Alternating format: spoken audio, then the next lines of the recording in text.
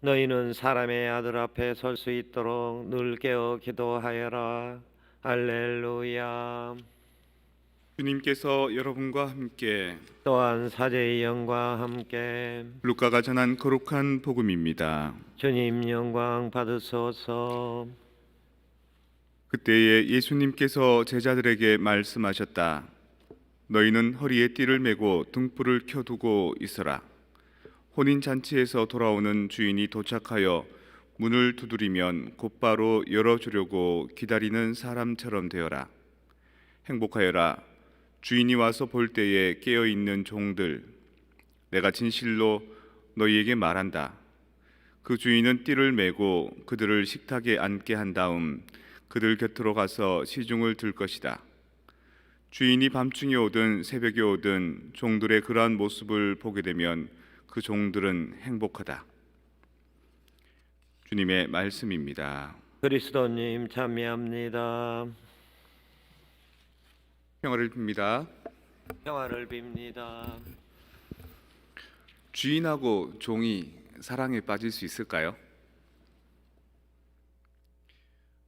요즘에는 뭐 결혼식 가면 한 2시간 하면 되지 않겠습니까? 뭐 혼배 미사가 제일 길긴 한데 혼보 미사도 1시간, 그리고 필요연 있으면 뭐 식사하는데 1시간 정도, 뭐 2-3시간 하면 갔다 올 수 있지만 예수님 시대의 혼인 잔치는 별로 재미거리였고 삭막하고 무료하던 일상의 가장 큰 축제였습니다. 그래서 혼인 잔치에 참석하는데도 시간이 걸릴 뿐만 아니라 갔다 오는데도 시간이 걸릴 거고요. 또 혼인 잔치도 며칠 하는지 알 수 없습니다. 그 잔치집의 재정 상황에 따라서 잔치를 2-3일을 할 수도 있고요.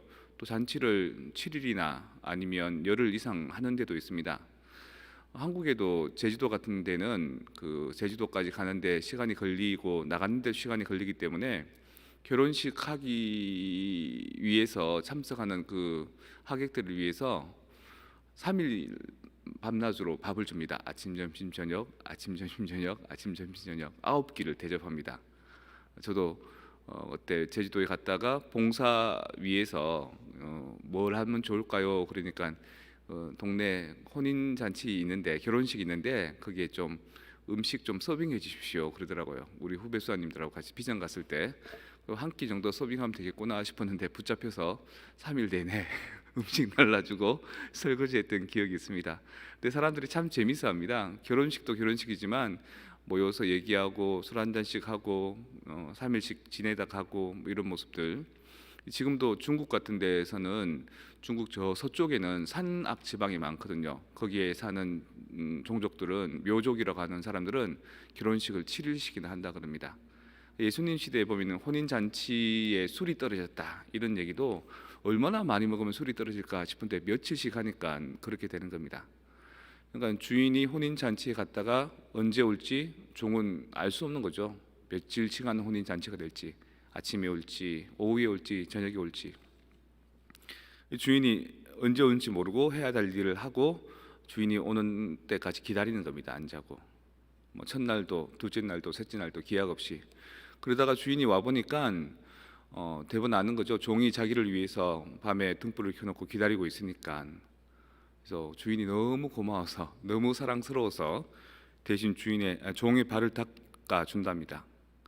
포장된 도로가 없었던 그 시절, 또 신발도 변변치 않았던 그 시절, 발에 흙이 묻고 먼지가 묻는 것들을 제일 먼저 닦아주는 게 종이 주인에게 해야 될 역할인데, 반대로 주인이 종의 발을 닦아준다 그럽니다. 행복하여라. 주인이 와서 볼 때 깨어있는 그들. 그 주인은 띠를 메고 그들을 식탁에 앉게 한 다음 그들 곁으로 가서 시중을 들 것이다. 둘이 서로 사랑하는 거죠. 주인과 종이. 이상구 박사라는 의사 아시죠? 한 1980년대 중후반에 엔돌핀이란 그 이야기로 되게 한국에 붐을 일으켰습니다. 미주 지역에 아마 거주했던 분이신데 지금은 재혼하셨습니다. 한국에 있는 어떤 분과. 근데 그 당시에 아내하고 이제 중년의 갈등이 있을 때 아내가 난데없이 퉁명스럽게 자기 성형 수술하겠다고 막 그러는 겁니다. 이상구 박사가 의사이기도 하지만 또 몇십만 또 그 교회 다니는 신자이기 때문에 별로 안 좋아했던 거죠. 아내가 하겠다고 막 고집을 피워서 말리지 못하고 그러고 있는데, 아내가 그 안방에 샤워실 화장실 딸려 있는데 거기에 이제 옷을 훅 이렇게 벗고 샤워하러 들어갔는데 아내 옷이 이렇게 땅바닥에 널브러져 있으니까 그걸 이렇게 들어가지고 차곡차곡해서 침대 위에 놔뒀답니다. 나오면 입을 수 있도록.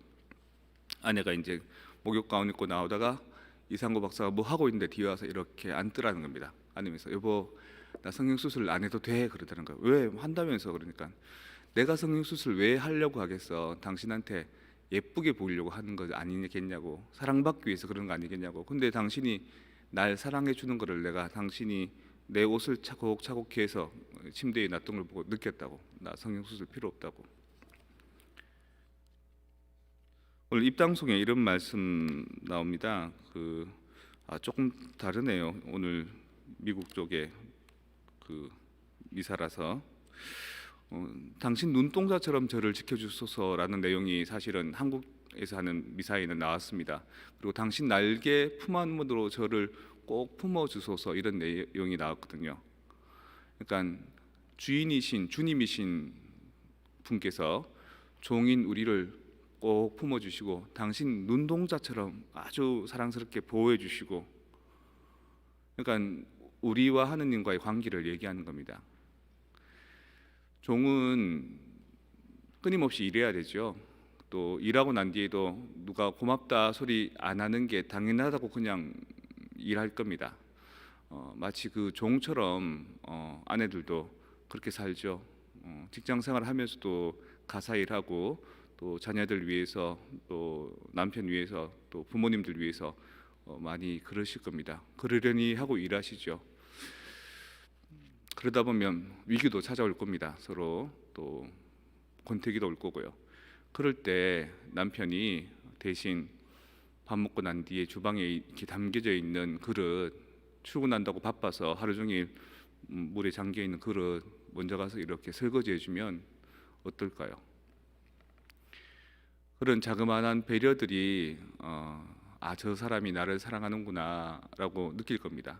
그리고 더 이상 허전한 마음도 없어질 거고요.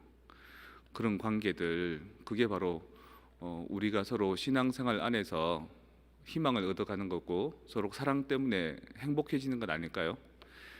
노래 가사 중에 그런 내용이 있습니다. 그 사랑한다는 말은 가시덤불 속에 피어 있는 하얀 찔레꽃.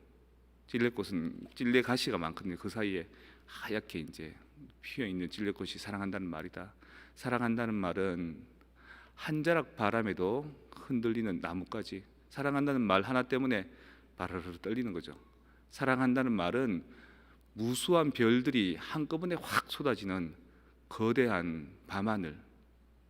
어둠 속에서도 환히 빛나고 절망 속에서도 희망을 얻는 한마디의 말.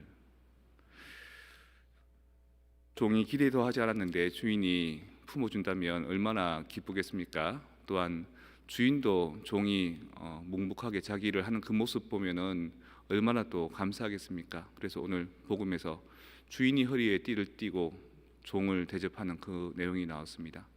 우리도 어떨 때는 내가 하위에 있다라고 생각하지만 어떨 땐 내가 더 상위에 있을 때가 많습니다. 이 인간의 역학관계 안에서 내가 더 우위에 있을수록 그들을 위해서, 하위에 있는 사람들을 위해서 그들의 마음을 감동시켜 줄 수 있는 행동 하나, 그런 것들이 우리를 살게 할 수 있고 절망 속에서도 희망을 얻게 할 수 있고 정말 이 어두운 밤에서도 반짝일 수 있는 그런 삶을 살게 되는 것 같습니다.